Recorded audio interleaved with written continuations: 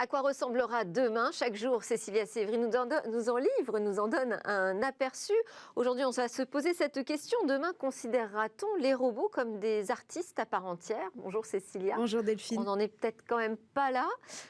Mais c'est vrai que les ingénieurs ne se lassent pas d'essayer d'inventer des nouvelles machines à créer. Oui, des machines qui imitent très bien les artistes d'aujourd'hui et d'hier. Il y a ceux qui font de l'art numérique, par exemple, comme le robot humanoïde Sophia. Vous savez, ce robot qui avait eu la nationalité il n'y a pas longtemps, qui va mettre en vente la semaine prochaine une série d'œuvres sur un marketplace d'art numérique qui s'appelle Nifty Gateway. Donc, il y a deux courants, l'art numérique créé par une intelligence artificielle, et puis il y a aussi les robots qui vont faire de l'art tangible, toujours grâce à l'intelligence artificielle. Et les Nifties, qui sont un sujet qui monte énormément, sont les NFT. Ouais, exactement, les voilà, NFT. les nouvelles formes de transactions d'art numérique. Avec le blockchain aussi également qu'on retrouve au milieu. Alors donc, ce nouveau robot que je vous présente aujourd'hui, il vient de voir le jour et il sera prochainement présenté dans la ville d'Austin, au Texas, lors d'un festival. C'est un projet qui s'appelle AI Painting et il est conçu par une équipe de 8 personnes, des membres d'IBM, aussi des membres de l'Université de Tokyo et de Yamaha Motors. Et ce robot, il est capable de reproduire toutes sortes d'illustrations. On lui a donc donné un pinceau, une toile et de la peinture, bien sûr. Et alors, que peint-il ?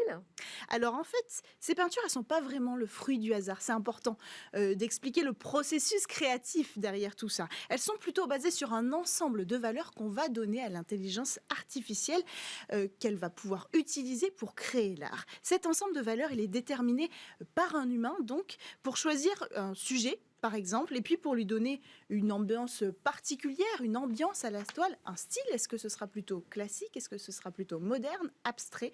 Par exemple, pour vous donner une idée de ces valeurs qu'on va pouvoir donner à l'intelligence artificielle, il est possible de limiter l'exécution d'une toile à 30 coups de pinceau ou alors à 300 coups de pinceau. Et en fait, plus le nombre de coups de pinceau va être limité, plus la peinture va se rapprocher de l'art abstrait, puisqu'on va en seulement 3-4 coups de pinceau représenter quelque chose de très peu réaliste en réalité.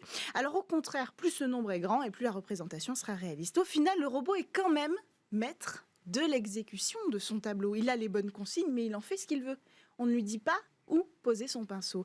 Alors il utilise de l'aquarelle et des acryliques qu'il mélange lui-même. Il choisit les couleurs comme ça, qu'il va mélanger avec de l'eau grâce à son bras articulé, celui qui va peindre. Alors l'équipe estime que les coups de peinture, les couleurs et les images finales que l'intelligence artificielle aura produit ont le potentiel d'introduire le monde dans une nouvelle catégorie d'art et d'esthétique entièrement créée par des machines. Bon, mais Cécilia, on va s'entendre quand même là-dessus. Un robot à l'âme d'artiste, c'est quand même pas pour tout de suite. Non, il a besoin de l'homme, toujours. D'ailleurs, tout ce qui se fait aujourd'hui, les intelligences artificielles dans le numérique ou dans le tangible, s'inspire de création humaine. Et d'ailleurs, ici, le but, c'est pas forcément de faire de ce robot un artiste, en réalité.